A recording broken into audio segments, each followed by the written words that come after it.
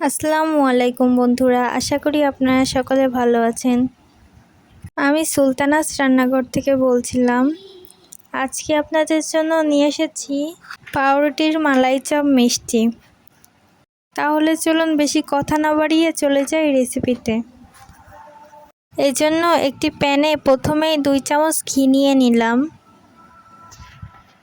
এই ঘিটাকে নেড়েচেড়ে গরম করে নিতে হবে। প্রায় গরম হয়ে আসলে 3 চামচ সুজি দিয়ে দিব। সুজিটাকে ঘিয়ের সাথে ভাজার সময় মিডিয়াম হিটে খুব ভালোভাবে আলতো করে অনবরত নেড়েচেড়ে ভেজে নিতে হবে। এখন আমি এটাকে তুলে নিলাম। এখন 1 কাপ দুধের ভিতরে সামান্য পরিমাণ এলাচ গুঁড়া দিয়ে দিলাম। 1 চিমটি লবণ দিয়ে দিলাম। তারপর 2 চামচ চিনি দিয়ে দিলাম।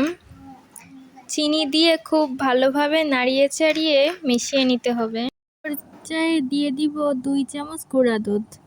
গুঁড়া দুধ দেওয়ার পর ভালোভাবে নাড়িয়ে চাড়িয়ে নিয়ে 3 টেবিল চামচ সুজি দিয়ে দিব। সুজি দিয়ে সবগুলো উপকরণকে অনবরত চাড়িয়ে মিশিয়ে নিতে হবে। এভাবে নাড়িয়ে চাড়িয়ে না নিলে উপকরণগুলো নিচে লেগে যেতে পারে। আর অবশ্যই খেয়াল রাখবেন যেন নিচে লেগে না যায় বা দুধটা পুড়ে না যায়। অনবরত ঠিক নাড়াচাড়া দিতে থাকতে হবে। দেখুন আমার দুধটা আস্তে আস্তে কমে আসতেছে। এই যে এই পর্যায়ে চলে আসবে, তখন বুঝবেন এটা হয়ে গিয়েছে। দেখতেই পাচ্ছেন এর ঘনত্বটা কেমন হয়েছে। এই পর্যায়ে আরও 2-1 মিনিট নেড়ে চেড়ে নামিয়ে নেবেন।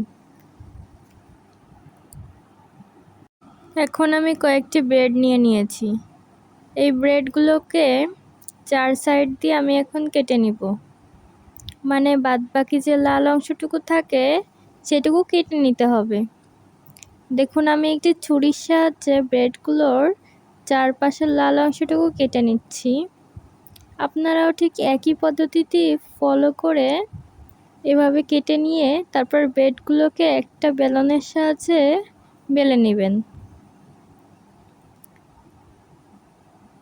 বেলার সময় বেশি চাপ দিবেন না, তাহলে কিন্তু আবার সমস্যা হতে পারে।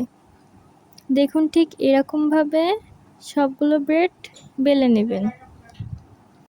এখন একটি কড়াইয়ে 2 কাপ এবং 1/2 কাপ দুধ দিয়ে দিলাম।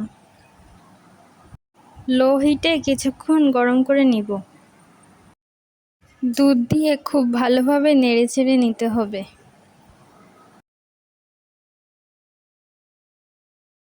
এই দুধের মধ্যে এখন 3 চামচ পরিমাণ গুঁড়া দুধ দিয়ে দিব। গুঁড়া দুধ দিয়ে খুব ভালোভাবে নাড়িয়ে চাড়িয়ে মিশিয়ে নিতে হবে। অনবরত নাড়তে থাকবেন যাতে নিচে না লেগে যায়। এটা তৈরি করার সময়ও আমার চুলার আঁচটা লো হতে মিডিয়ামে রাখবেন। অনেক সময় দুধের উপর সর পড়বে। সর পড়লে আবারও সেই সরটাকে খুব ভালোভাবে নাড়িয়ে চাড়িয়ে মিশিয়ে দিতে হবে, যাতে কোনোভাবে সর না পড়ে। এভাবেই অনবরত নাড়িয়ে চাড়িয়ে একটি সুন্দর মালাই তৈরি করে নিতে হবে।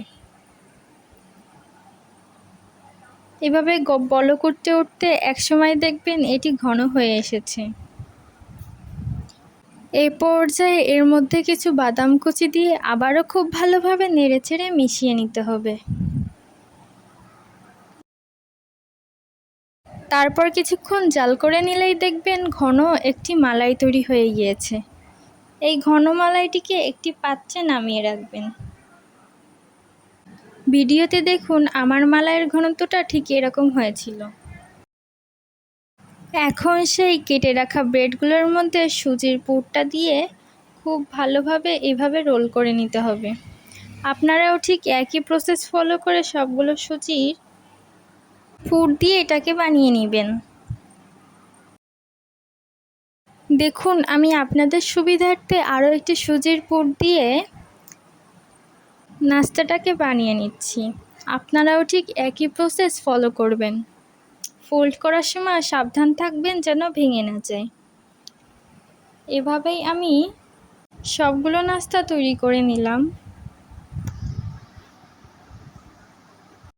এ পর্যায়ে আমি মিষ্টিগুলোর মধ্যে মালাই দিয়ে দিব। অল্প অল্প করে সবটুকু মালাই দিয়ে দিব। দিয়ে আধা ঘন্টা 1 ঘন্টা রেস্টে রেখে দিতে হবে। তাহলে দেখবেন মালাইগুলো ফুলে ফুলে উঠেছে। দেখছেন মালাই দেওয়ার পর কতটা সুন্দর লেগেছে। বাদামটাকে অবশ্যই ইউজ করার চেষ্টা করবেন, তাহলে আপনাদের মালাইটা এরকম সুন্দর হবে। দেখুন আমি 1 ঘন্টা এগুলোকে ভিজিয়ে রেখে দিয়েছিলাম, এজন্য এটা ফুলকো ফুলকো হয়ে উঠেছে। আপনাদের জন্য আমি একটি চামচের সাহায্যে এটাকে কেটে দেখাচ্ছি। দেখুন কত সুন্দর হয়েছে আমাদের মালাই মিষ্টি চপ। ভিডিওটি ভালো লাগলে অবশ্যই লাইক সাবস্ক্রাইব করে পাশে থাকবেন। আজ এ পর্যন্তই, আল্লাহ হাফেজ।